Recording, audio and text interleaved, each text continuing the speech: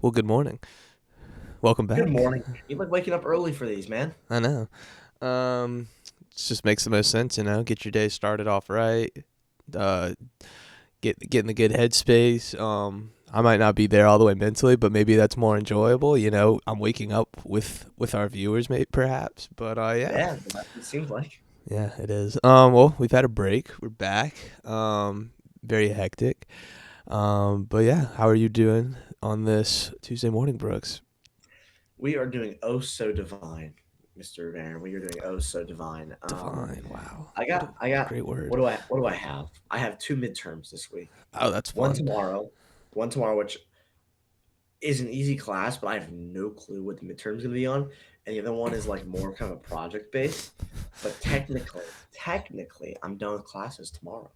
Oh, So down I don't know when y'all's spring break is, but ours is next week. 2 weeks. So Our midterms was last week. Um, yeah, I'm done with those. I only had one midterm coaching or in psychology of coaching too. nice. Still waiting to see the grade for that, but we'll see what There you happens. I go. think it was fine online. But Yeah. we're not here to talk about school. We're here to talk You. about football. So Hell yeah. let's run it. Welcome to the greatest podcast on earth. Nothing agreed. We have a great show for you tonight, so stay tuned and buckle up.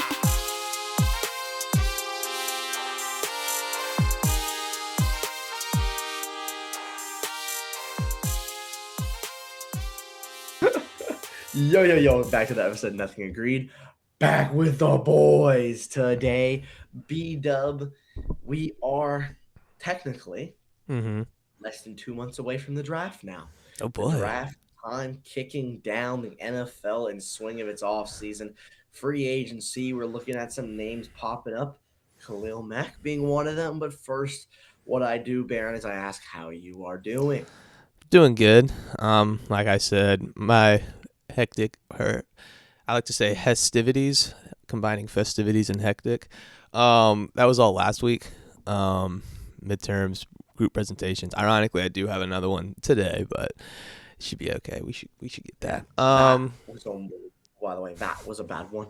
It I think really, really I'm was. sticking with it. All right, all Regardless of right. what you say. But yeah, we had Snowy Ski Club. I'm a part of that, so we had some little weekend trip away. That was good. Part of the planning for that. And then yeah, I'm coordinating the spring break trip coming up, so that'll be big and fun. Got a couple weeks towards that, but until then, you've got my undivided attention. This channel does, for the most part. But we're back to get into the swing of things. Sorry for the delay. It's been pretty crazy these last couple of weeks. Yeah, I like to that's tell what people, the Brooks. activities or whatever, the Well, festivity. I keep liking to tell people, for at least for people our age, this is the worst time of the year, right? Because second semester midterms are all rolling in. That's kind of like the second when on top of midterms for most classes, at least for here in Clemson. That's when a lot of like second exams start to overlap. You got group Yeah, presentations. Upperclassmen, you're applying to jobs. Spring break planning. It's just a whole mess of things. And yeah, it's a lot. But you landed a job, right? what's that? You landed a job yet? No. It's Um, tough world out here, man. I know. So yeah, that's where we've been. But today is about football. A lot's happened in the football world, right? I don't really remember the exact day we left off, and what's happened since 9 days then. ago. Yeah, so we're just 9 days gonna ago. kind of give you the rundown. Most recently, I think the biggest thing, Der- uh, David Montgomery on the move to the Texans. I'm a huge fan of that. I've been saying that. I was a Jameer Gibbs fantasy owner last season. Wait. Time out, time out. Who are Yes. you a huge fan of? Who is it for you you're a huge fan of? Texans getting Dave Montgomery Oh or no, the Lions the getting rid of Dave Lions. Montgomery? Get rid Thank of you. him. He's useless. Thank you. Um, you have Thank you. you have arguably the third best running back, arguably the best. His floor is top three. His ceiling's the best. And Jameer Gibbs. I don't know why. You want to keep tying up money in a guy who's good. Like, don't get me wrong, David Montgomery is good. I think he will absolutely find a role over there with the Texans. I'm not sure how much he's ready to be a lead back. I'm interested to see who they pair with him, but he is a very good running back. He deserves a lot of money, and that's just simply the money the Lions can't afford to give him. As a Jahmyr Gibbs fantasy owner, I was furious. I hate David Montgomery last season because he takes up so many touches and so many touchdowns for me personally. But for him, I think this is also good. This gives him a chance to show his skill set, not be really in someone's shadow. You like the little play on words there with the franchise. Anyway, but yeah. Okay. Just want to make sure. But I think it's very good for David Montgomery and Jahmyr Gibbs. I think you'll see both their numbers improve on their respective teams and contracts. You know, I got into a very big debate, and when I mean debate, I got into like a 1v5 here, Baron, because I was not a fan of this trade for the Texans. I thought this was a bad move for the Texans. Everyone goes, whoa, David Montgomery's a good running back in this league. But my thing, I just want to double check just to make sure. We're doing currently research on the fly. David Montgomery will be 29 years old going into next year. He's 28 right now. He's going to turn 29 before I did not know that preseason game. He is Baron to me. He is in the great range of a very large portion of running backs hit the graveyard at that age. You're no longer the person you used to be. There are, of course, people, and I think you have to be elite. I don't want to say generational, but I think elite to be around there, to be 29, 30, and still be good, like a Derrick Henry, for example. But David Montgomery ain't no Derrick Henry. Right. So to me, I think you can get a David Montgomery type profile player in the draft. I really think you do. In the 6th round. It's not saying David Montgomery's a 6th-round player. It's just saying by what he is now, you can get someone for longer years for less money, all that just by the draft. So I don't like this move for the Texans. I think this move is another scramble at getting a running back for C.J. Stroud, when in reality, I know Woody Marks isn't the best example. Woody Marks is not a bad player whatsoever, right? That's your running back tandem now. But I would have got someone in the draft, pair him with Woody Marks, 2 young people in the backfield. Boom, you have it. I just think Dave Montgomery, too much tied up money, too much of his age in there, and I think he's going to be a shell of what he was with Detroit. I think in terms of what his productivity will be, I think if the argument for split backs is anything, it's to prolong running back careers. So we'll see. This will be the ultimate, I guess, or display of does it work or not. Because, outside of like those first 2 years he was on the Bears or wherever he was, he's never been a lead back. He's always been in a pretty crowded room, splitting touches with someone. Like, again, you'll see games where he barely even plays. He gets like 3 touches. So that's kind of the whole experiment. How does that prolong their career? Does that really help? So we're going to see. I think that's what the Texans are optimistic about. I think if you look at this year's running back market, the Cowboys are smart. We'll talk about them here in a second. They locked up Javonte Williams pretty quickly. He was definitely probably the premier guy coming on the market this season. I can't really think of a guy better than David Montgomery that I'd really want that wouldn't have to give up more draft assets for. And I think if you're thinking about running backs that could be on the move this year, I'm just spitballing off the top of my head, but if you think of really good ones, you got Breece Hall, maybe Jonathan Taylor if he doesn't like the way that the Colts are going, but I think he stays. He stays. What other, like, that's the thing. There's not really like a ton of really good running backs coming off. Breece Hall is your best bet, man. Yeah. I'm trying to think right now. I could even take a swing at this, but maybe Ramondre Stevenson. But I would rather have Derek Montgomery or David Montgomery for a few years. That's the whole thing. This running back class is not loaded like it was a couple years ago when you had guys like Derrick Henry and Saquon Barkley coming into the free agency.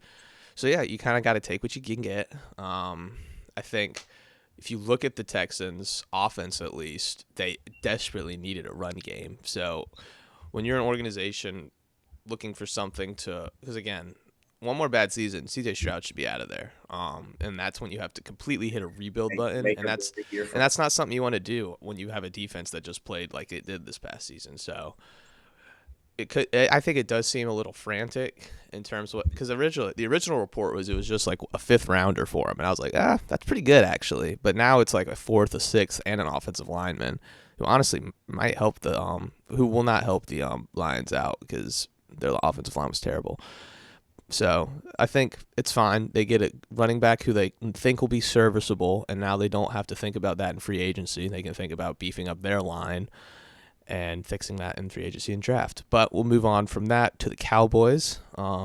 Franchise tagging George Pickens, re-signing Javonte Williams. Now the news is they are in the market for a star defensive lineman. Brooks, what do you make of that news? The Dallas Cowboys? Mm-hmm. Again, it's one of those things where it depends how much you're going to give. They already made a trade for a star defensive lineman in the middle of the season. That's my whole thought. So now you need to go. I think it's more like pass rush. That's fair. Like edge rusher. So like they're one of the. I'll put it this way. There's a report that came out a couple days ago. That basically said, although there's been no formal trade request, Max Crosby's time with the Raiders is over. He's going to be traded, and the Cowboys have emerged as a big team that wants to go out and get him.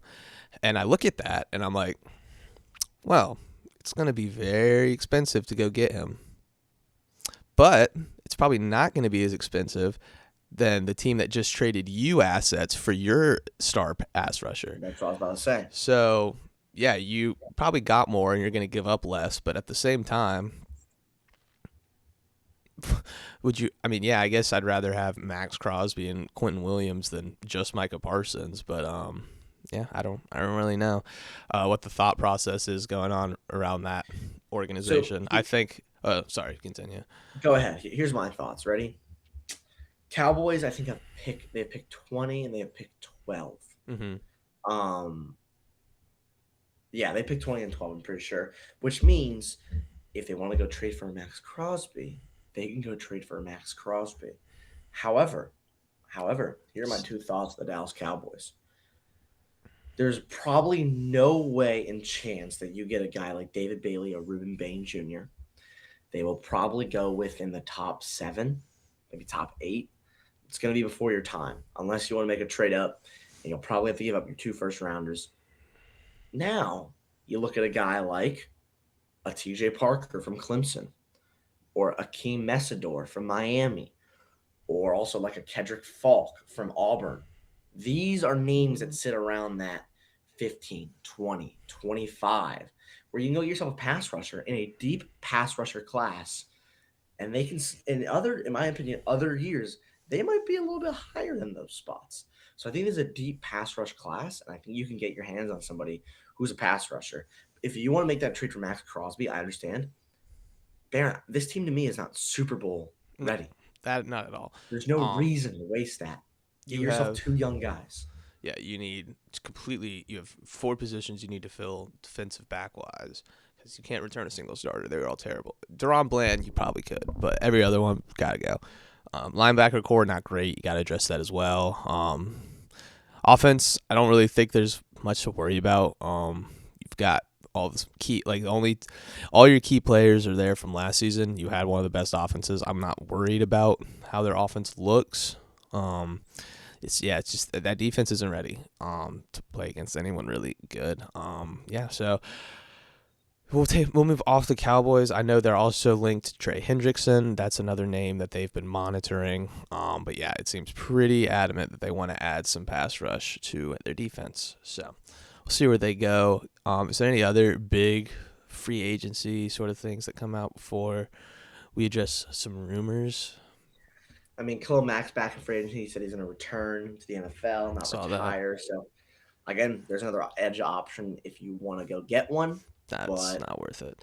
He's 36. We're going to have a full episode one time dedicated just on free agency. Yeah. And we can save it up for that. Yeah. Rumor-wise, Mike Evans not looking great to come back to the Buccaneers. What other rumors are going out there?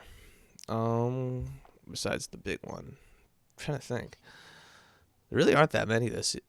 At least. yet. Or- We'll do some quarterback rumors. Kyler Murray is most likely going to be on the move. I know the Jets Yeah. are a spot for him, or a spot that has interest. Another quarterback, Tua Tagovailoa, apparently has generated almost zero interest when being talked about amongst teams looking for quarterbacks, except for one team that I've seen.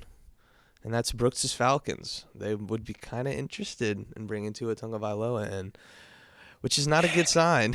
If no one else wants you but the Falcons. Matt Ryan hates black people. That's what it is. It has to be that. Okay. I don't know if I can say that on this show, but Okay, Matt fair Ryan, enough. the fact that you're not thinking about starting Penix, there's got to be some underlying racism. I probably might meet you one day. You'll be a very nice guy. I am white, but I apologize for making that statement in the future. But I'm white. there's no way that you are trying to not start Michael Penix, at least this year. If you sign Tua as a backup, I totally get it. If he's QB2, that'd be very nice. There's some good QB2 options. I promise you, if Tua Tagovailoa He's is not- signed or traded to the Falcons, he might not. gonna- He might end up being quarterback too, but he will be brought in with the intention of competing for that starting spot. So Yeah, he'll compete and he'll be on the bench to start. there you go. And if That's all Penix you can sucks, ask for. Maybe you bring in Tua, which Tua Tagovailoa would be the worst freaking pick. He's gonna throw another pick. I mean, pick. Tua turned the ball over. That's his real nickname. A little spoiler because we're gonna be talking about tanking later. But you remember tank for Tua, Yeah, I do remember. and now it's looking like he is the worst quarterback in that class. See, what's funny about being like getting older is Mhm. just more time. Like, Yeah. you just That's how it works. remember- Yeah, that's how like, time you works. just remember back in 2020, Tua was the number one projected pick. Tank for Tua happened with the Dolphins. They actually still landed on Tua. They got and what they now- wanted. Now they're just dying. So Yeah, it's over. So long story short, but last rumor, the big rumor, or at least the one that everyone seems to be talking about: will AJ Brown be traded from the Eagles? Brooks, what's your answer? Before I go into it, my answer is I think he will be traded from the Eagles, and I would not be surprised if the Eagles maybe looked at again. What is this class deep in? Steep in wide receivers. There's some good wide receivers you can get in the first round. Wouldn't be Mhm. surprised if maybe the Eagles go out and get a wide receiver as their ship, or they look at free agency as well, or try to get someone who's maybe cheap and can get them some good plays. But so this is too how I. much money tied up. Jesus. But my thing is, I don't know who's gonna pick up that money. for No AJ one, Brown. and that's the problem. No one's going to pick up the money, and that's why the Eagles' asking price is ridiculously high for everyone else. The question is, does that ever come down? My view is no, because and I like to think I'm not going to say totally, but I think I know a little bit about how Howie Roseman thinks about these sorts of situations. And you have a guy in AJ Brown who, getting towards the back end of his career, coming off some pretty not great seasons, but ceiling is still a top 5, top 10 guy at his category in the league. Very high in talent, one of our better offensive players. So you don't trade a guy like that unless you have a plan to immediately replace that with a team this good. So I've come up here and said it. Trading him before the end of next season basically screws us cap wise. We're not going to be able to re-sign a lot of players this upcoming free agency and next free agency. So again, that's why if we're going to lose him and other players, we need draft picks to reposition ourselves to still be equally as good. And I don't think any team really wants to, because that's what Howie Roseman's doing with this trade or demand is, if I get rid of this guy, then I need to be in a position where I can immediately replace, because you're not just losing A.J. Brown. If you trade him, you're essentially losing either Quinyon Mitchell and Cooper DeJean, because you're not going to be able to re-sign one of them. You're going to lose probably Jordan Davis as well. And yeah, we might lose some other offensive players too, because you don't have the money for it. So, and that's why I think he wants 2 very early draft picks, because he wants to immediately replace those players on young contracts that he can then re-sign later after that money cap clears through. So I don't think that price trade's going to come down unless a team does fully pick up that contract. But based on what I've seen, I don't think that's going to happen. There's really only one team to me that's interested, or that I've seen that's interested in A.J. Brown, and that's the Patriots. And yeah, I think, and they've already said it first and a second, but the way their draft picks are positioned this season, I'm pretty sure he might ask for more, because those are not great draft picks in terms of positioning and in their respective rounds. Like the Patriots' first round pick is essentially a second, and their second round pick is essentially a third. So it's going to be hard, I think, if he gets traded before the start of the season. Now, I could see an in-season trade if things start off slow, and the cap threshold hits, and we don't have to pay him that much money, and he still seems a little frustrated. I could see that happening, but I don't think it's going to happen this season or this offseason. So yeah, stop throwing Carlton Davis and a third-round pick into these bullshit trade scenarios, because it's not going to work. All right, go ahead. Yeah, that's going to do it for free agency coverage. Time for our first topic of the day, and that is, let me pull it up, because the XFL had some rule changes recently, and I thought it would be fun for the two of us to go through them and see how those would look in the NFL. All right, or the UFL. Sorry, not the XFL, the UFL.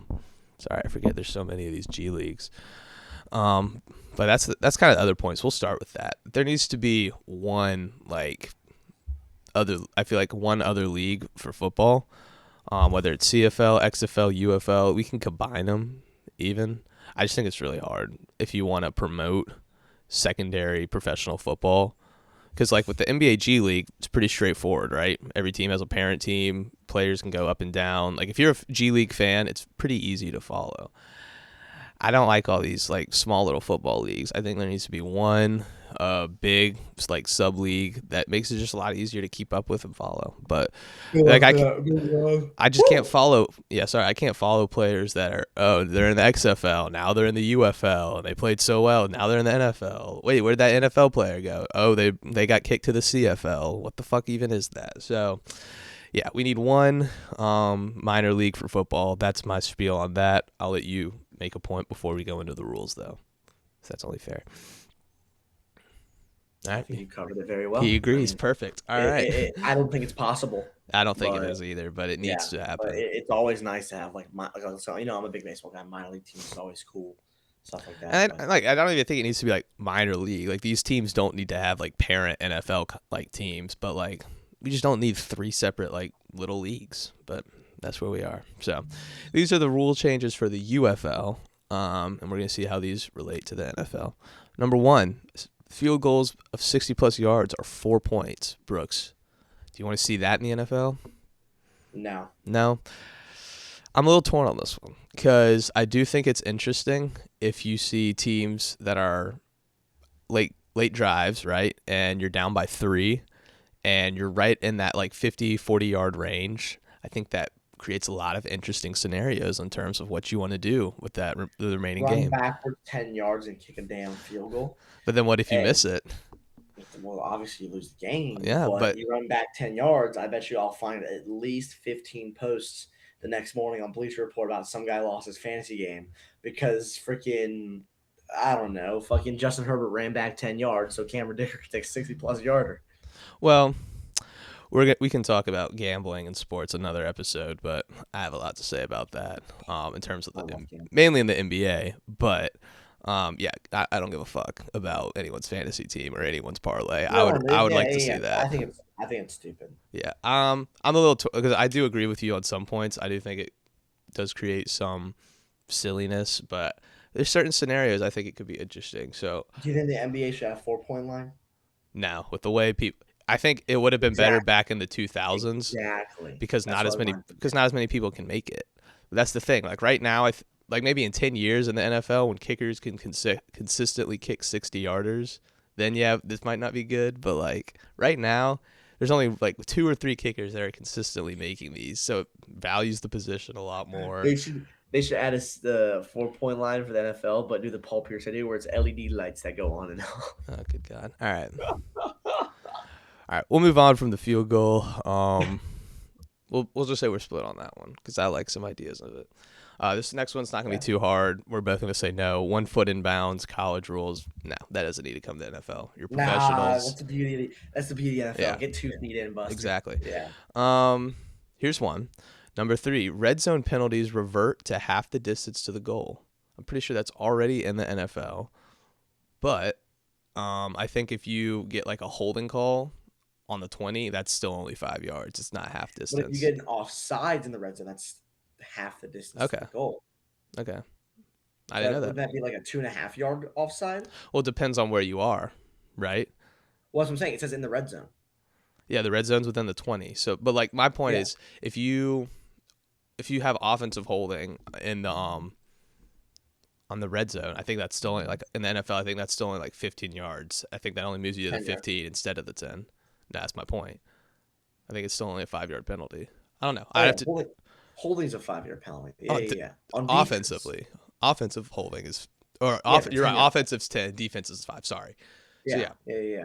So if you have a defensive holding, I think that's still only 5 yards. I think what this is incentivizing is if there's defensive holding on the 20, now it is on the 10 because that's half the distance. So I don't know. I'm pretty sure most of that's already enforced in the NFL. So we'll also kind of move past this one, but Yeah, again, not my biggest cup Yeah. of tea. I'm a traditionalist in sports, so it's tough for me to agree some stuff. that's fair. That's fair. So you might like this one. The tush push is not allowed in the UFL.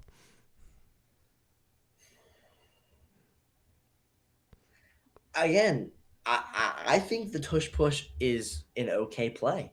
I'll I stay mean, I on don't that. care. I don't care. The only reason I don't like the tush push is because of the start of it is the way they get down low and immediately go for the legs and like leverage and all that.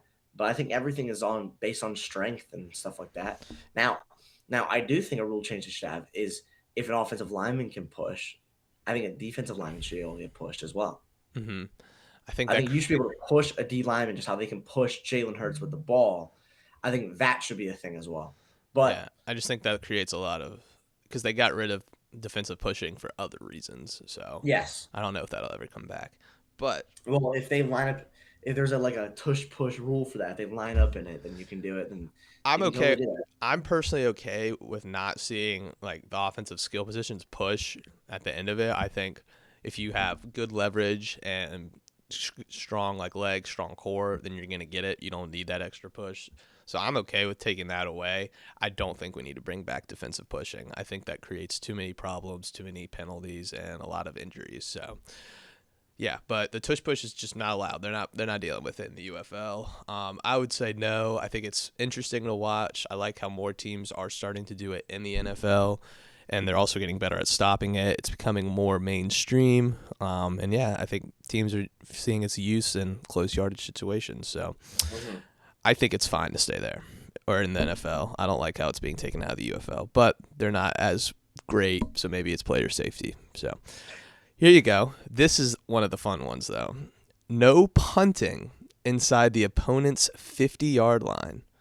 And that has an asterisk because if the drive starts within the opponent's 50-yard line, so say you start on the opponent's 49 and you get sacked like 3 times and now you're back on your like 30-yard line, you cannot punt. You have to go for that because the drive started over the in opponent territory or that series of play, not the drive, but that 4-down series.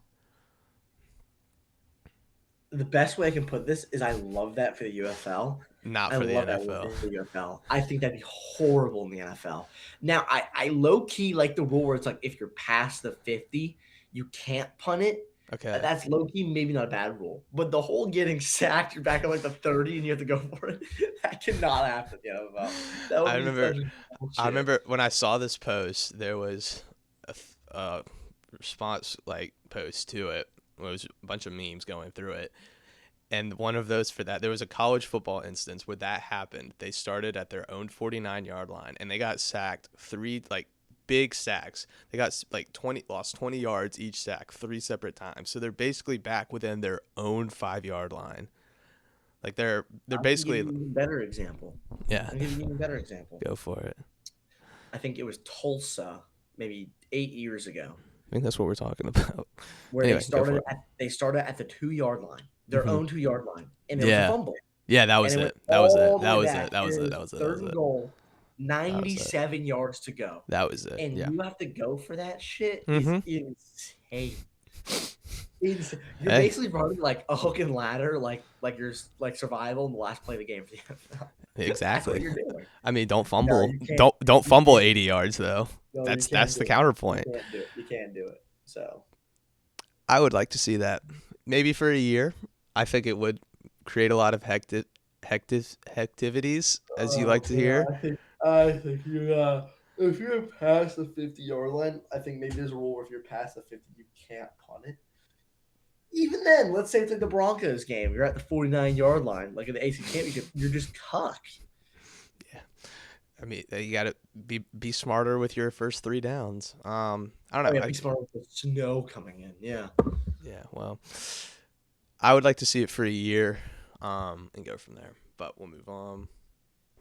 Oh, there's some big situational things I could say about that. I don't think it should get in the NFL. That's fine. Okay, this is the one we might get some discussion on though. Their new overtime format is very similar to college football.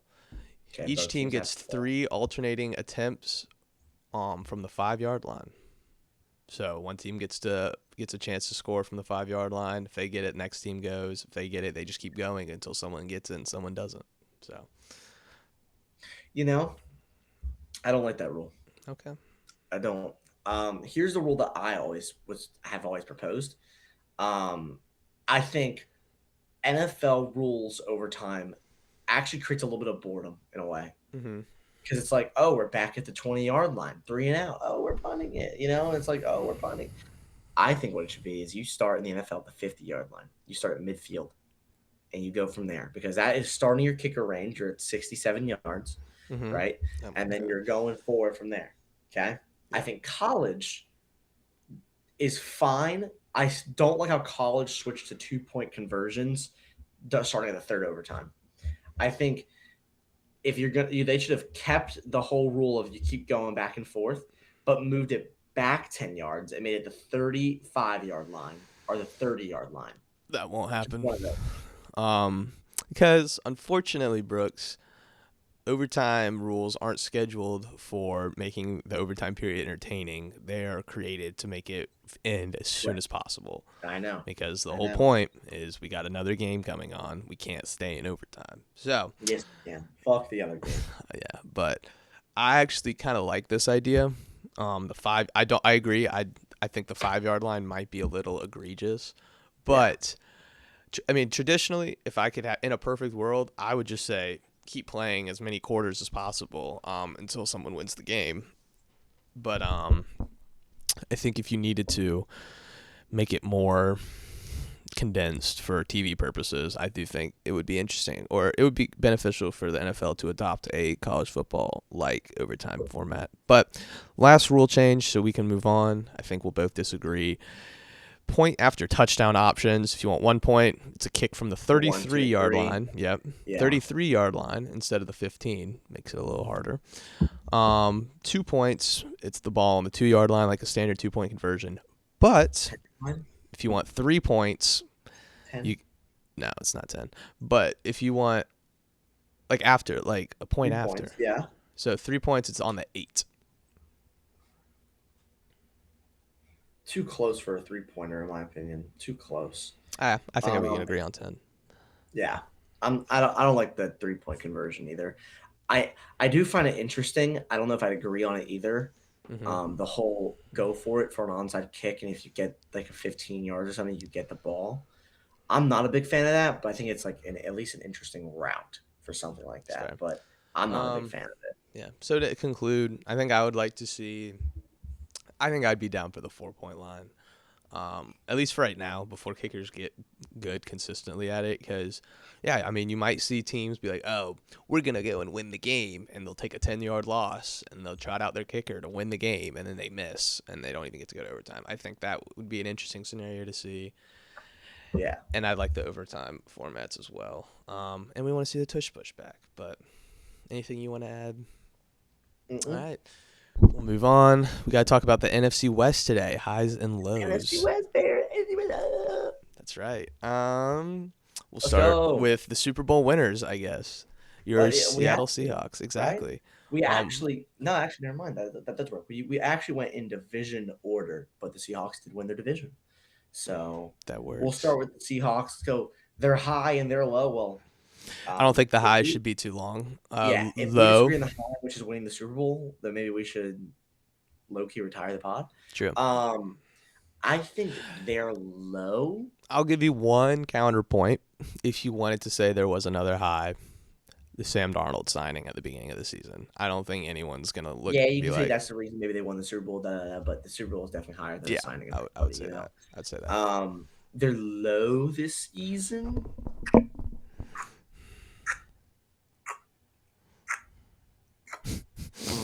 Sorry, I became a grandfather clock. Yeah. If I had to give them a low, it's gonna be Yeah. that Super Bowl, not hangover, but reality set, right? Not gonna re-sign Kenneth Walker, your Super Bowl MVP. He's going somewhere. That was the guy we forgot to talk about earlier with running backs. I knew there was someone. Anyway, Kenneth Walker. We talked about it for 15 minutes last episode. I don't give a shit. Okay, sorry. Kenneth Walker. My bad. Lost him. You might apparently there's a lot of trade interest for Raheed Shaheed, and I think they're probably going to trade him because he's going to warrant money that I don't think they want to give him. So you're going to lose a receiver. We don't know how much Cooper Kupp's got in the tank. So you're basically really only looking at your receiver room going into next season, and you're really only confident with the Emerald City Route Artist. I mean, come on, would you not feel confident with him in the building? But that's it. That's the only guy you got right now with Sam Darnold in that line. Defensively, obviously, you want to keep those guys together. I'm just going to go ahead and tell you they won Super Bowls. They're the best defense in the league. They will warrant money when their contract ends, and you cannot pay all of them. So you got to start replacing that. You lost your offensive coordinator in Clint Kubiak. We'll see how much of his success can be replicated going into next season. We see how hard it is for a lot of teams. So I think that's their low, is dealing with the consequences, we can say, of winning the Super Bowl, and how teams manage that really make or break their dynasties. So Baron. see. There's two. The lows, it's just hard to pick a low. That team went 15-2. The team that won the That's what I'm Super saying. Bowl. That's what I'm saying. It's hard. I mean, It the is. two I was gonna say is they were 0-1. You know, they started out with a losing record. They lost one game all season, which was a 3-point loss to the Bucks, which is a game they should have won. They kind of choked that one. Mm-hmm. Other than that, I think their low is going to be losing Kubiak. I think that's going to do some damage. Oh yeah. And that's my low for them. I think you're going to see it most is Sam Darnold's production. Yeah. But yeah. We'll move on. 49ers, second in their division. Oh, the Rams. You're right. Yeah, the Rams. I think your high is definitely your offense. I think, at least me, I look at Matthew Stafford in terms of his age and how long he's been in the league. I don't expect much out of him going forward in his career. And he was great this year, so I'll give him his credit. Top 5 quarterback. Definitely had a chance to go and play in a Super Bowl. So that would be my high. I think your offense definitely looked a lot better than at least I thought it was going to be. And you made it to the NFC Championship game, and you scored a lot of points. So I would definitely say that's their high. Their low, I don't want to just say their defense, because their defense was good for most of the season. They just didn't play well in like some big games. So yeah, I guess we could say secondary. But if I wanted to say something other than Brooks, I think this isn't completely a low, like a single low, but more of a process. But you definitely need to start looking at quarterback replacement, because I just don't know how much longer Matthew Stafford has, right? I mean, this he just came off an MVP campaign. This very next season, you could see the decline just shoot down. So that's how athletes work. So yeah, that's my low. I don't love how they've kind of handled the backup situation for him. I would have liked, personally, I think they do take a quarterback this draft. I know they took Stetson Bennett a couple years ago. That didn't really work out. I don't even think he's still in the league if he's their backup. So he's clearly not the answer after Matthew Stafford. So I think that needs to be addressed. If you can't address that, then you got to start thinking about rebuild. And I don't think that's something that team wants to do. So another low, I guess you could say, could be injuries, but Yeah, my high is Stafford winning MVP. yeah, My low, you took my low. I was going to say the regression. Um, but I'll say my low for them is the secondary. yeah, it's That terrible. secondary needs work. It was some tough watches out there. Um, yeah, it definitely needs some help. Their low is definitely their pass defense, especially the corners, especially late game situations and during crunch time of the playoffs. I will say that. That'll be my And low. and Jared Verse Now, needs to get his chain back. facts. Now, we go to the 49ers, Baron. There we Baron, go. where is your high and your low for the Well, the high's easy. This was a I think the team team. that you hate the second Yeah. most in the NFL? It's true. Well, the high's easy. Obviously, this is a team that is dealing with a lot of injuries, a lot of good players leaving in free agency, and they did what they did. Kyle Shanahan willed that team to the playoffs. They won a playoff game, didn't win the second one, but much better season than anyone would have thought. I think that's the high right there, is how they finished. The low, injuries. Yeah, I think that's really it. I think if this team was healthy all season, they make a stronger push. They still were really good. I think it just, when it mattered, it mattered, and they can come through. So, yeah, injuries would be the low. We are in a big agreeing mood Perfect. today. So Perfect. I'll- That's kind of the easiest team to do it for. Cause, yeah, my high I'll say is Mac Jones. yeah, I'll say that's my high. That's a good one. Maybe that's him personally, but your backup quarterback came in, was darting up teams, and kind of willed you to that playoff spot. If not, you were maybe in a very tough NFC, by the way. Very tough NFC. Maybe without those Mac Jones games, you lose 3 of those, you're no longer in the playoffs. It's You know? true. So Mac Jones, I think, is your high. He really stepped up, won a lot of games for you. There Your you- low, of course, is injuries, but if I had to pick a low, I think it's the whole Brandon Ayuk saga. I think Brandon Ayuk is the low this year. You talk about a guy that you paid and all this stuff happening with him. First of all, prayers up to Brandon Ayuk, actually, because I'm kind of concerned for him. His But mental second health. of all, yeah, but Yeah, he might second be of down. all, it is the Brandon Ayuk situation because of everything that happened, the saga. Is he coming back? I mean, I drafted Brandon Ayuk because I thought he was coming back like week 8, and I was happy for him to come back.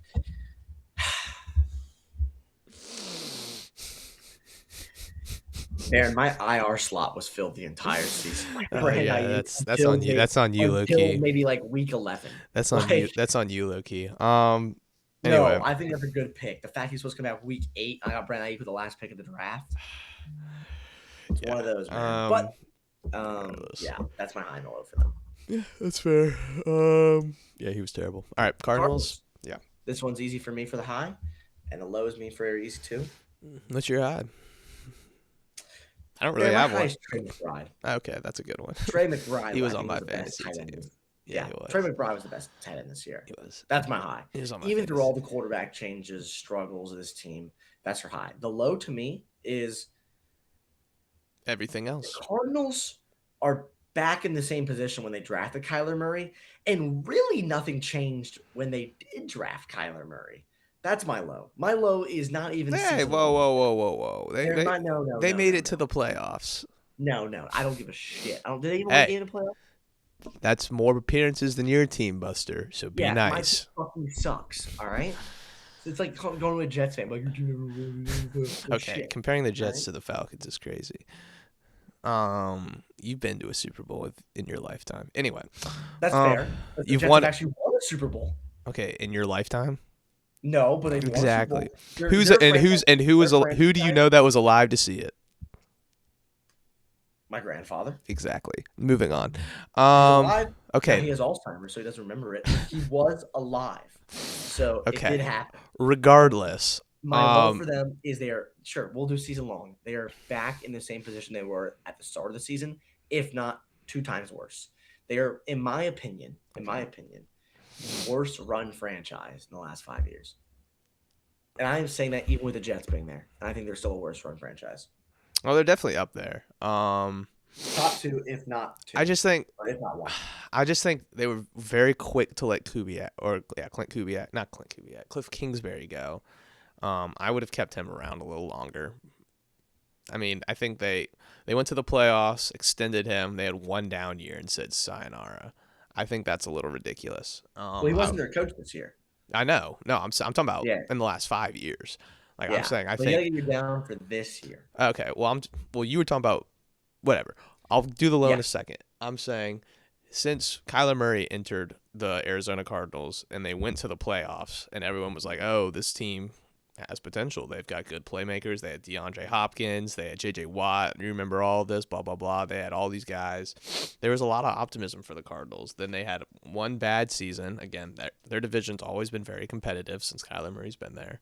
They had one season where they didn't make it back to the playoffs, had a losing record. It wasn't abysmal. I think they went like 7-10 or 9-8 or 8-9 or whatever. But yeah, they were like, Kyler Murray had a down year.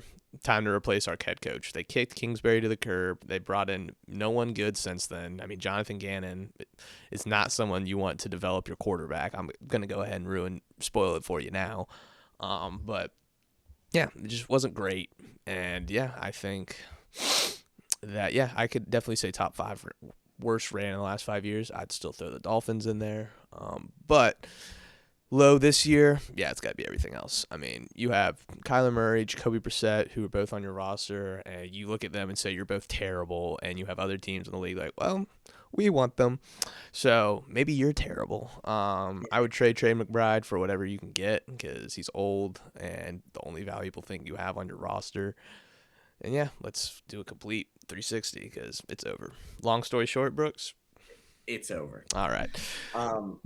So, Yeah. And so is our segment. Moving on to the next one. Brooks, I believe you have a topic for us.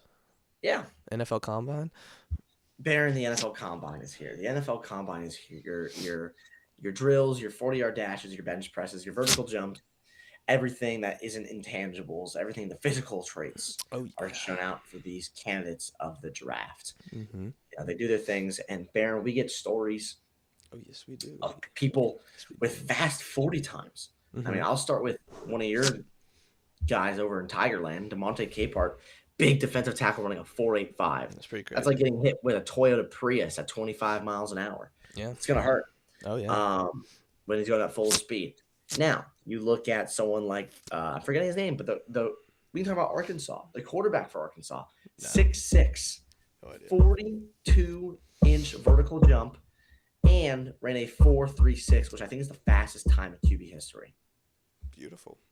Yeah, these guys are athletes. He had one of the worst touchdown turnover ratios in all the country. Because everyone is like, well, no. Everyone is like, oh, because he probably plays for Arkansas, da-da-da. No, you can still shine out. So everyone's like, just moving to a damn wide receiver. Could be a pretty good wide receiver with that vertical jump, that speed, and that height. Can he catch a football? Look at Mike Washington Jr., the running back. He started crying after his 40 time because he knew his 40 time is going to get him a decent spot. And it's also good because it's going to get his family out the hood. So good for him. You know, I know he has a bad background growing up. They were talking about it. So yeah, you good piece for of him. Shit. My 2 cents about the Combine. I know you're trying to make a point here, but yeah. Actually, I'll just let you say it because it's probably going to relate to it. To me, Baron, I'll just start making my point. The Combine is like Hinge. You keep swiping through your prospects. You find one. It's a pretty girl wearing makeup. You're like, damn, she bad. And then you see them in person, and you're like, okay, this don't work out. That's crazy. Damn, she bad. All right. This is my 2 cents, right? I think the Combine is good. I think it's great for certain players to show off attributes like how fast you can be, how strong you can be. To me, it is completely worthless for a quarterback to be there. I don't give a flying fuck if you can throw a ball 60 yards perfectly downfield with no pads on and no one in your face. I want to know if you can do it when you're about to get sacked by 3 people and you can't see over your offensive line. You just hope that you just trust that your receiver's down there. And I was talking about it, and to be specific to the soon-to-be alma mater, we were talking about Kate Klubnik and his Combine performance. He's so bad. And it's like, oh, cool. He's thrown a lot of great balls. He's got great attributes. I'm like, yeah, I've known this. I know he's athletically a very good quarterback. I know that he has the skill to throw the ball 60 yards downfield to his receivers. The problem is I've watched him play quarterback for 3 years, and he's never done it in a game. So I don't know.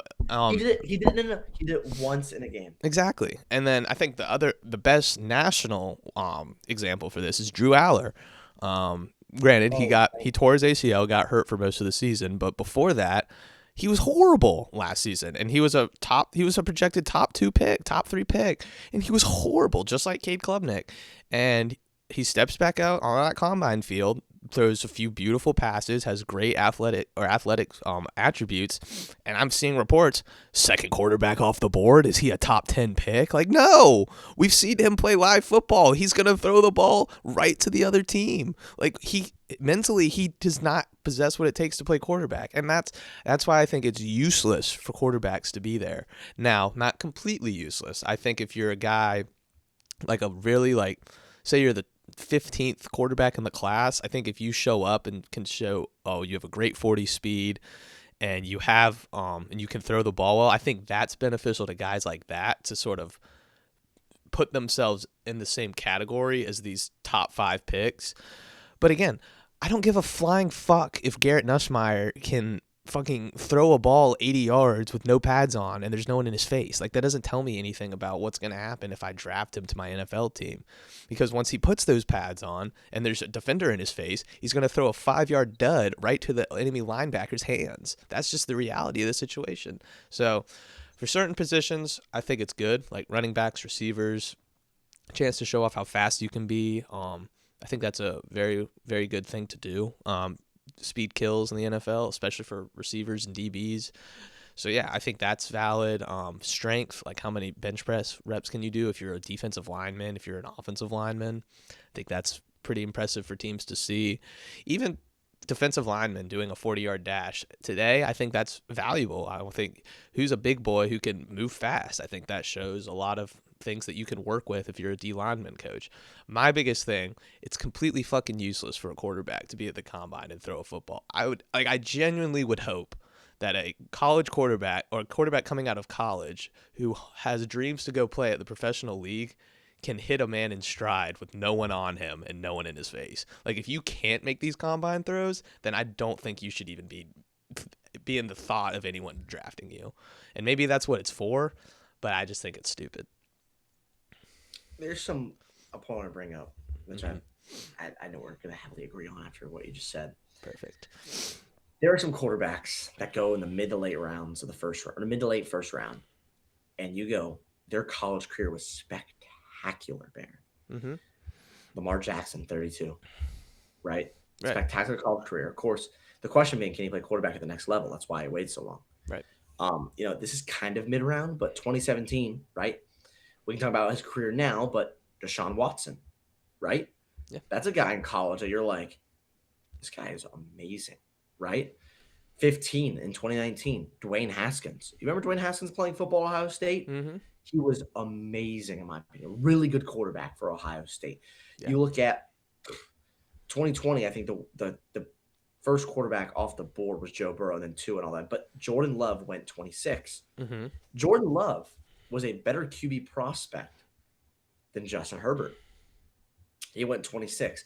I know he played Utah State, but it's a guy like that at Utah State was absolutely balling. Look at these quarterbacks. Here's a great example for you. Sorry to cut you off, but no, I wasn't even going to say that. Do you remember back in 2018 when Zach Wilson threw an 80-yard pass on the run at the combine?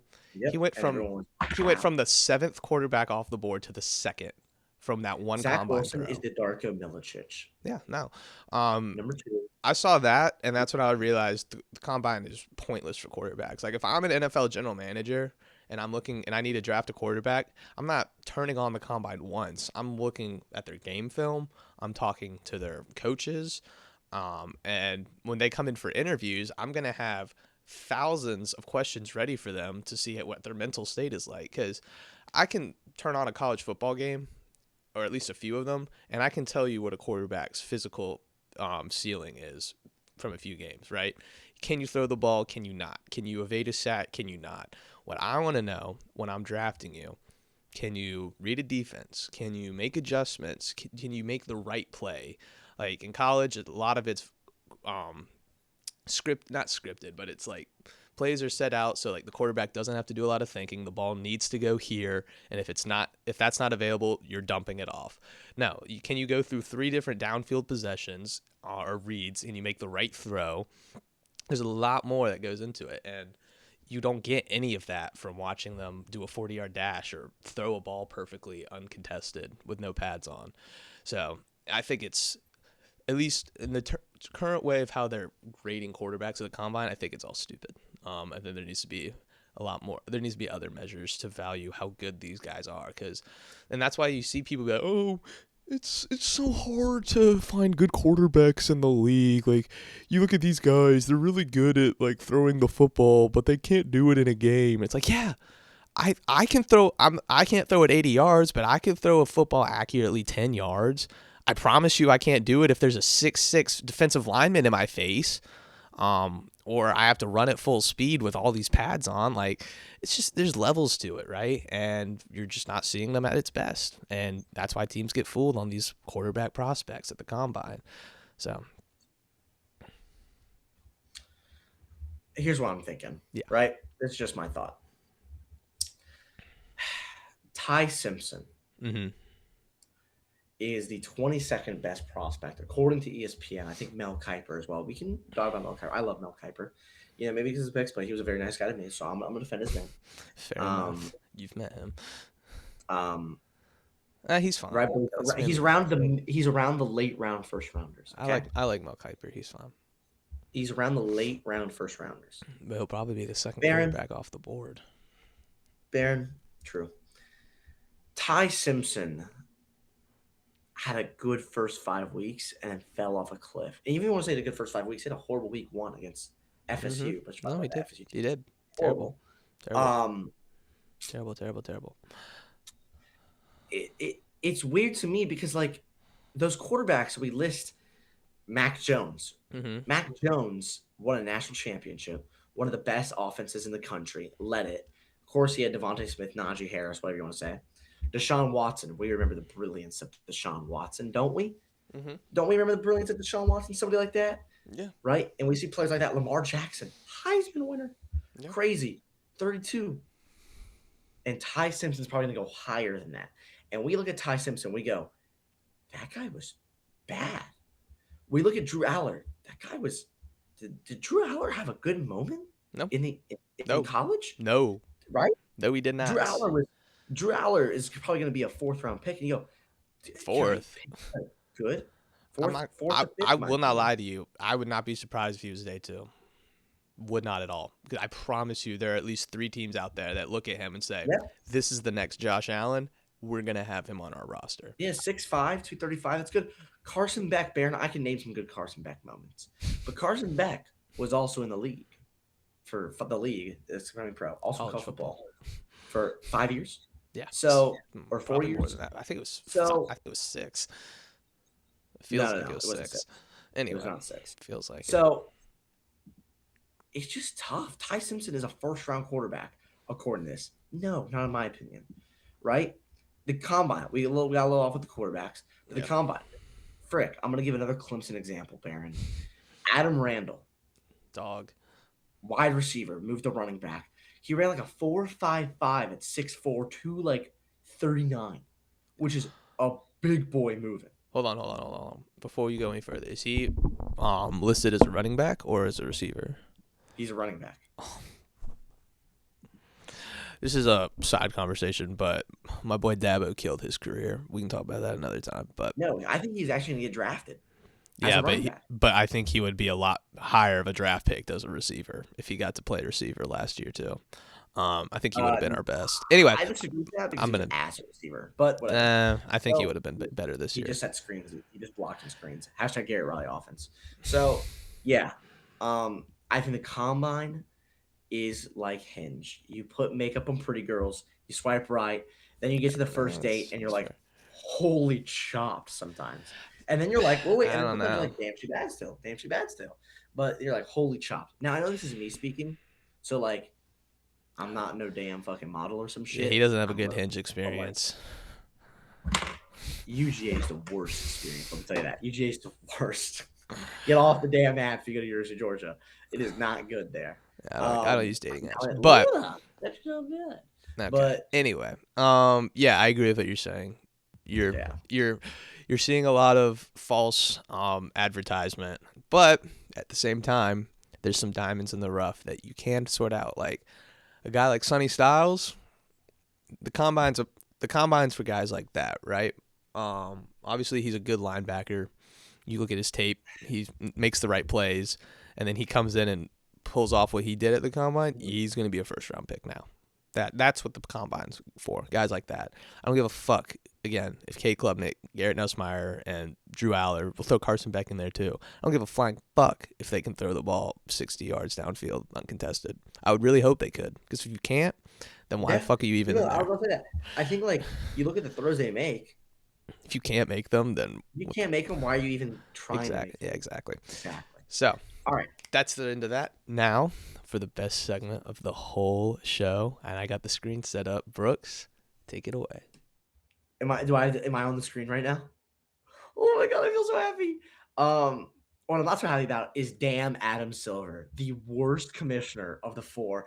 And yes, even Rob Manfred is probably a better commissioner than. Am I allowed to use that word? I can't. I don't know if I can use that word. The lizard, Adam Silver. I was gonna say something else. I was gonna say alien, but that word is now becoming politicized. So no. Um.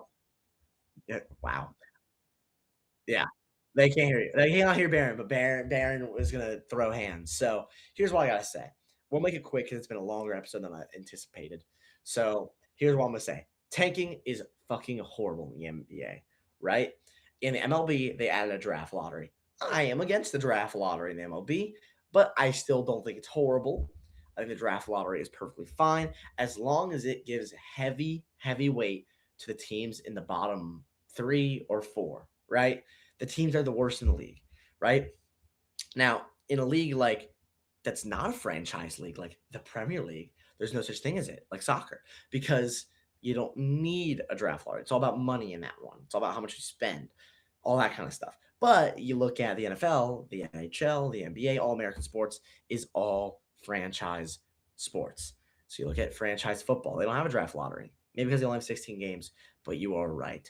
Those teams are trying to lose games by week 8 if they're not good enough, and they know they're not good enough. In the NBA, the team knows they're probably not good enough by probably January, if not December, right? And ultimately, they're talking about doing, oh, let's just make it to where the lottery odds are frozen by this time. Or how about we just make it to where, every team has the same odds or some bullshit like that. Shut the fuck up. Go back to the old draft lottery because if you want teams to be better and you want your league to have more parity, you give teams better draft picks who are worse. It's that simple. Here's a good example. I think the Lions were such a bad franchise. And yes, there's some picks where they missed, but I think drafting Aiden Hutchinson really trimmed some of their projections around and getting some guys that are high early in the first round. The Cleveland Cavaliers, they drafted Kyrie Irving. Look at the last 6 first-round picks, minus the fucking Atlanta Hawks. Fuck my fucking life, right? All of them. People even say Paolo Banchero is not good, right? But I would take fucking Paolo over Zachary Risache. But even then, look at those guys. They have changed franchise. The Detroit Pistons were a fucking joke for 15 years. They made the playoffs with Blake Griffin as a low seed, with Greg Monroe low seed, Andre Drummond low seed. They get bounced in the first round. Then they get Cade Cunningham, Jaden Ivey, Jalen Duran, and now they're number 1 seed in the East. You look at another first-round pick. My apologies. Number 1 overall pick, Cooper Flagg, is going to change the Dallas Mavericks, right? We can talk about how rigged that draft was because it's rigged and the NBA is rigged. But Cooper Flagg is going to change the Dallas Mavericks. You look at those first-round picks. Even Paolo Banchero kind of changed the way the Magic or forecasted. The Wagner brothers also helped with that. But Banchero, yeah. Baron makes a good point. The Spurs getting Wembanyama. The Spurs are now one of the best teams in the West, right? The alien, the generational pick, goes to San Antonio. I know you want to talk about how San Antonio is really good for a long time, but when San Antonio got that pick, they were one of the worst teams in the freaking league, and no one was going to the games. So, to me, you give it to one of the worst teams. I think the Mavericks is a poor example because that's a team that had Luka Doncic. traded away. Had Anthony Davis, not traded away. But like Kyrie Irving's still there. He's not going to play the entire season. But a team that actually was pretty solid, or not solid, but higher up, got the first round pick. That can happen. The Hawks kind of have the same thing. Yeah, I'm gonna cut in back here though, real Cut briefly. yourself back, and we're gonna close this out. Well, guys, I think the difference between the two leagues, right? You see in the NFL, teams get the first overall pick. They may or may not tank for it. They get a franchising-changing player. They usually capitalize that and change the team around. Like you said, the Lions are the most recent one. You could even say, I'm trying to think. I mean, you could look at the Bears. You could look at the Panthers. Like, these have been teams that are bad, and they've slowly started turning things around. I was going to say the Cincinnati Bengals getting Joe Burrow. Remember, they went to a Super Bowl, right? Yeah, exactly. And you can argue that these teams are not well managed, and they find themselves back in these scenarios over time. But like you said, there's outside of like 3 or 4 teams that get low draft picks. If you get a low or a high draft pick, make the right pick, you usually get to be good for a little bit. But that's how it works, right? You're the worst team in the league, you get the best draft pick. Look at the Titans, right? They just drafted Cam Ward. Obviously, they're going to have a top 5 pick this upcoming season, but they're trending upwards, right? Got new coaches. I would be surprised to see them not surprised, but if they have a top 5, if they have a top 10 pick, I would expect that. But if they have a top 5 pick next year, I'd be surprised. I think they're going to be better next season. Obviously, this rule doesn't apply to the Jets or Browns. Those are just teams we can't fix. Their owners don't give a fuck. But even the Giants, I mean, when they get guys like Saquon Barkley, Daniel Jones, I don't think was a great pick, but like they went to a playoff game. I think they won. No, they did win a playoff game. So it's like the Vikings. Yeah, so it's like it's possible in the NFL, right? NBA, we have the Washington Wizards, Utah Jazz.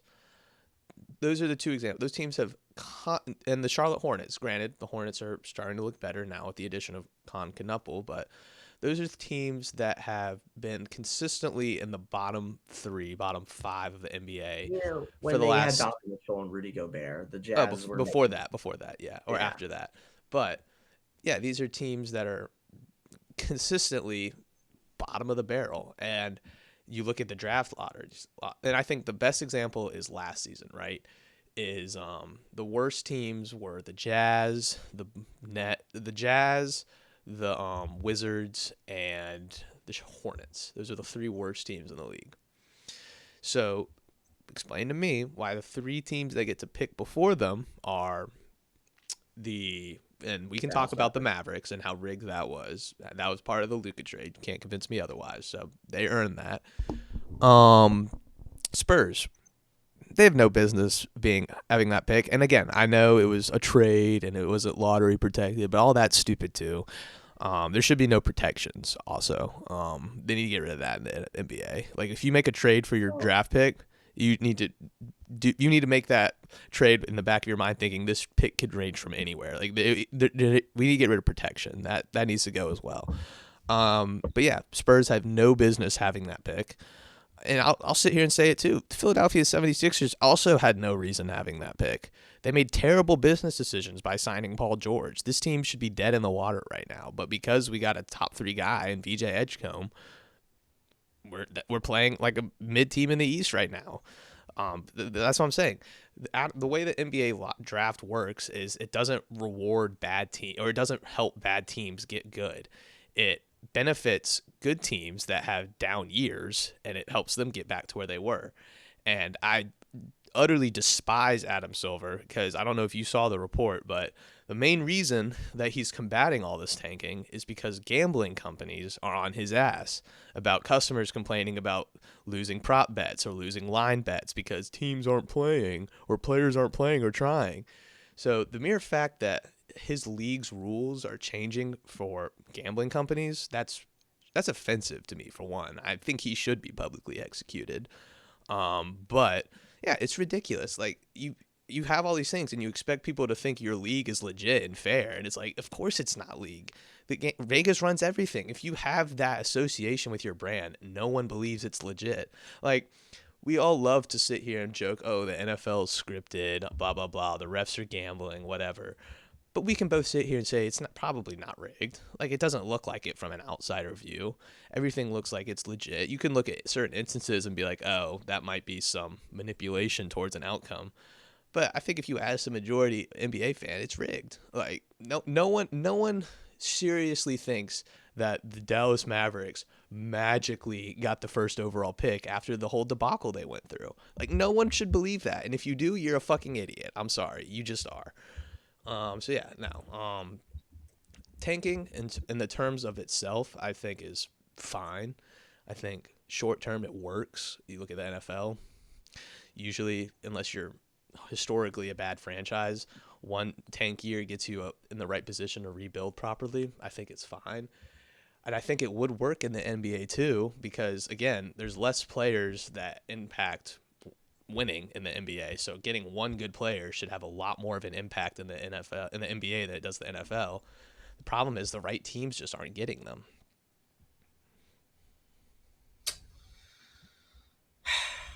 Yeah. I think, honestly, I'm going to say this. I think teams that make the play-in should not be eligible to win a top 3 pick. Yeah, I agree. That's my thought. Or That's my thought. You're good enough to make the play-in, which is good enough, right? Because Adams will have the play-in because those teams can make the playoffs. You're right. You're good enough to make the playoffs then. That's my thought. Yeah, because that's exactly what the Mavericks were last year. Yeah, and they were a play-in team, and they got the number 1 pick. I think that's stupid. It's total. Baron, I want to close out this episode with one more comment, Baron. Go for it. And that is the Hawks. Oh, good God. Are 31-31 this season, Baron. Mm-hmm. They have scored 7,278 points. Are you completely 500 again? They have given up 7,277 points. Mm. In the last 62 games, the Hawks are 31-31. Yep. 45-45 in their last 9. 67-67 in their last 134. 174-174 in their last 348. 210-210 in their last 420. 785 in the last 1,570. Baron, 1940 to 1940 in the last 3,880. And Baron, spanning 71 seasons, the Hawks are 2,895 and 2,895 in 5,790 games. Cool. That'll be another episode of Nothing Agreed. Thank y'all so much for listening. What are your thoughts on the rule changes for the XFL? Would you want any of those in the NFL? Other than that, let us know your thoughts about the combine, too. It's just pretty girls wearing makeup who can't actually dress. That what Shannon Sharp would say. Thank you so much for listening. What else would he say? Long story short, this episode is over.